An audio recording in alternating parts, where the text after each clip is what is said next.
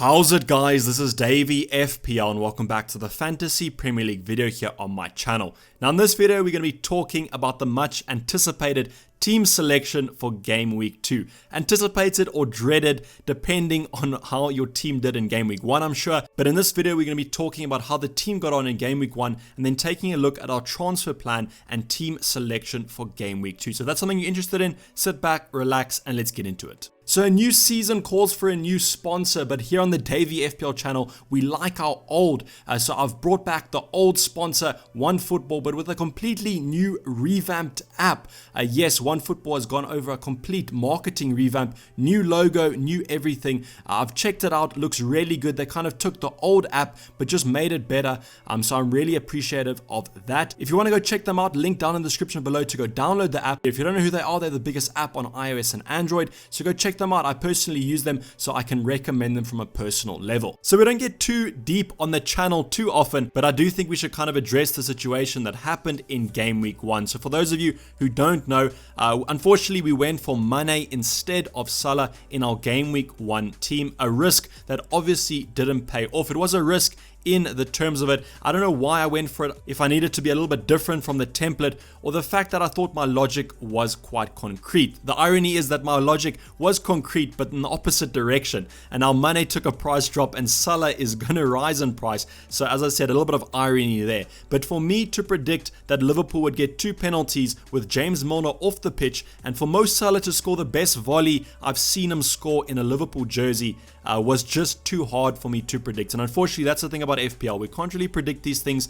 I know the safe option was Salah, but I wanted to take the risk and go for Mane. And over the next couple game weeks, I'm kind of hoping that Mane pays that risk off. I don't think so. I think Salah's looking in great form, and I do think he's going to be one of the best FPL options in this season. So we'll be definitely having Mo Salah in sometime throughout the season. I don't know if that's just going to be in game week 1 or 2. Also wanted to say thanks to those of you who have been supportive, and also to those of you who've been hating, because the fact of the matter is I think both sides of the coin are actually going to really enjoy our journey from game week 1 to 38 and seeing where we finish at the end of the season. This mistake cost us 17 points, as I would not have captained Mo Salah. I was going to go for Aubameyang anyway, and if you average that out throughout the season, that's less than 0.5 points a game week, which I do think we can manage to catch up and hopefully end on a respectable rank come that end of the season. One of the advantages of this poor decision as well is if your mates have been tuning you about your game 1 score, if you do finish above them at the end of the season, you can always look back and say, imagine having Mo Salah for game week 1 and still finishing below me. But we'll be elaborating on this a little bit more in the team review, so let's get right on into it. So the team review for game week 1, we got a massive point score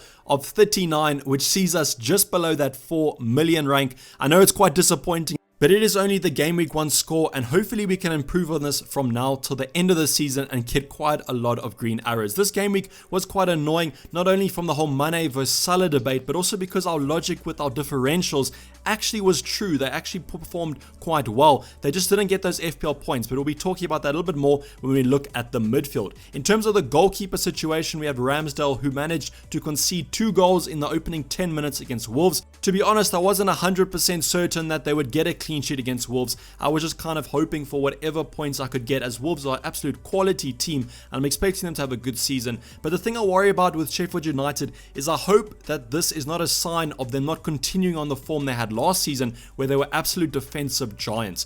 Right now it does look like a little bit of a mistake to spend an extra 0.5 to secure that Sheffield United goalkeeper, but in the next upcoming fixtures we should get a good indication of how Sheffield United are going to set up from now to the end of the season, as they are facing some less competitive opposition. The rest of the defense, not much to talk about. We have Alexander-Arnold with 1 point. Definitely not the best performance I've seen Trent play for Liverpool, but he was only coming back from injury about a week or 2 weeks ago, and I am expecting him to play a little bit better. Leeds showed that if you do attack Liverpool, you can get something out of the game. A little bit unfortunate there to concede that final penalty to not get the draw, but with Trent, I'm expecting most teams to sit back against Liverpool and kind of park the bus, and I think that's when those clean sheets are going to start flowing in, and hopefully those attacking attacking returns as well. With Kyle Walker-Peters, he was a little bit fortunate to escape a red card due to VAR, but I saw a lot of good promise with Walker-Peters with how forward he was getting, and I do love a fullback that gets forward in terms of FPL assets, because if Southampton shore up the defense a little bit and that attacking threat is still there, I reckon Kyle Walker-Peters could be on for some mini hauls throughout the season.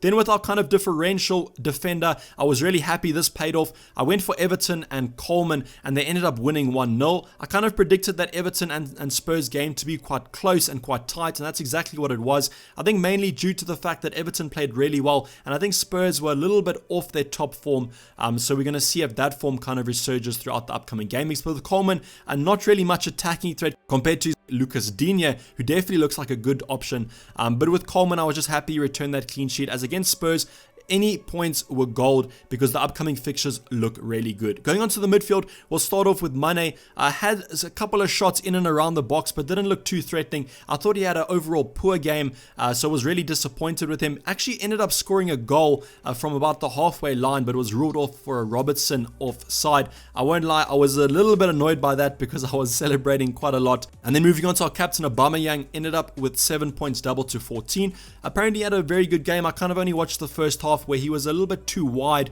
for my liking, and I was preferring Lacazette's central threat. But with Aubameyang, he signed this new contract, so hopefully that kind of boosts him on to have another good season. Then we have Gucci Saint-Maximum. Unfortunately, didn't have a good game, wasn't involved in any of the 2 goals that Newcastle provided. Was the new boy Hendricks and Wilson, who actually performed quite well. But with Saint-Maximum, is going to have to monitor that situation. Not really too keen on transferring out a 5.5 midfielder, but he could see his way out depending on how much form he's in for the next couple game weeks. Now we move on to Harvey Barnes, who probably was the player that I was most annoyed with throughout the game week. Harvey Barnes had the second highest expected goals in game week 1. That's absolutely sensational for a player that ended on 3 points. Leicester apparently didn't play too well, but when I watched the highlights, Harvey Barnes is in around that left side of the box continuously, and he even had a couple of shots on target, but they were straight at the keeper, and then he had a couple of shots that were just wide. So a little bit annoyed with Harvey Barnes, as the logic was good there with targeting a player that had a really good game week 1,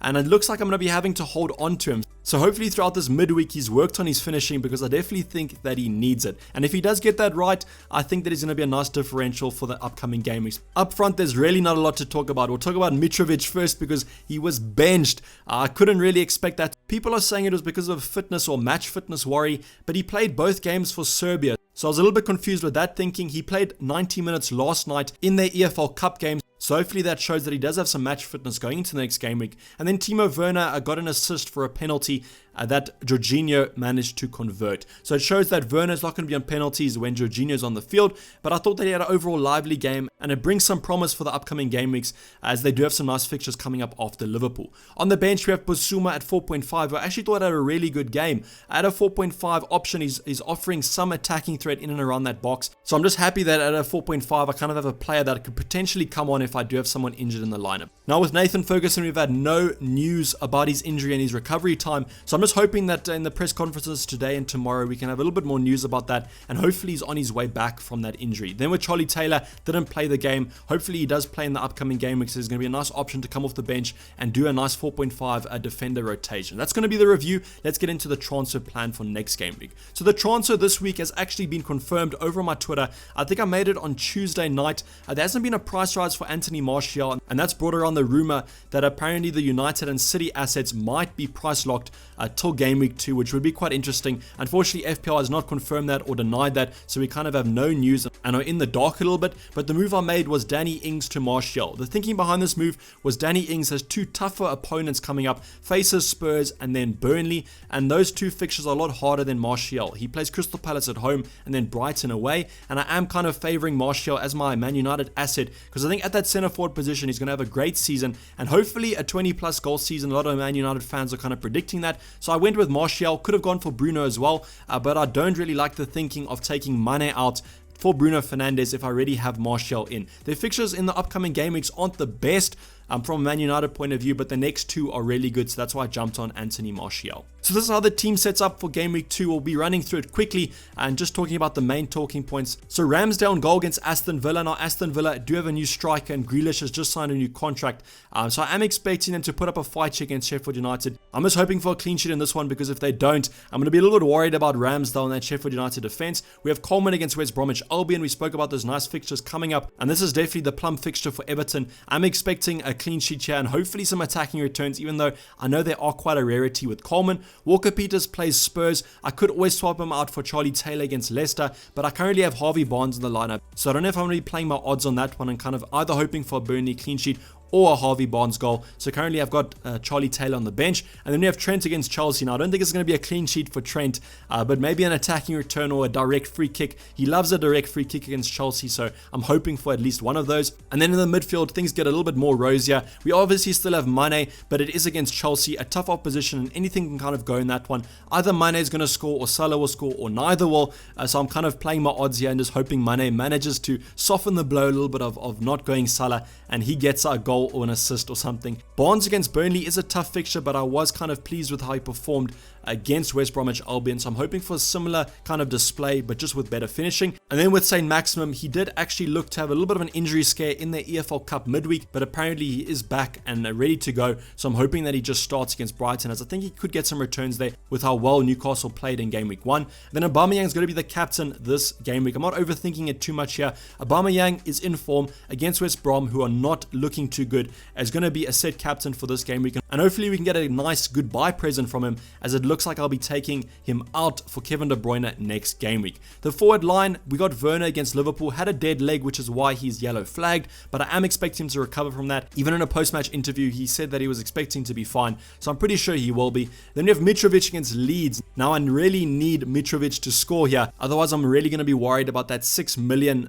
placeholder in my forward department, because there are other 6 million options that are proving quite nice, and if I could upgrade him maybe to a Calvert-Lewin, that would also be quite an attractive option. Then we have the new boy Martial against Crystal Palace. I'm expecting United and Martial to do quite well in this one. I know Crystal Palace had a good defensive performance against Southampton in game week 1, but I think that Man United are just going to be too strong for them, and I'm expecting a comfortable win here. On the bench, nothing much to talk about. We could go for Steer, but I don't think Steer is going to start because of the newly signed Martinez, and then Pasuma and Taylor are my kind of bench fodder for this game week. Either of them can come on. I might rearrange that benching order, but I'm not too worried about that one. And then obviously Ferguson is still injured. Hopefully we get more news about that.